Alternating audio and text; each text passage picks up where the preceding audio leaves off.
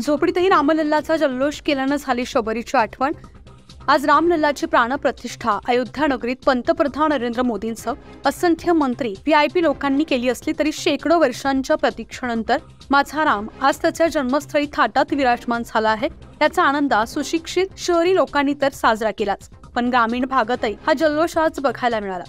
विशेष म्हणजे रोज मजुरी करून आपल्या पोटाची खळगी भरण्यासाठी कष्ट करण्यासाठी माळसरा येथील एक आदिवासी कुटुंब हदगाव तालुक्यातील चिंचखवान येथे सालगणी म्हणून कामाला आहेत।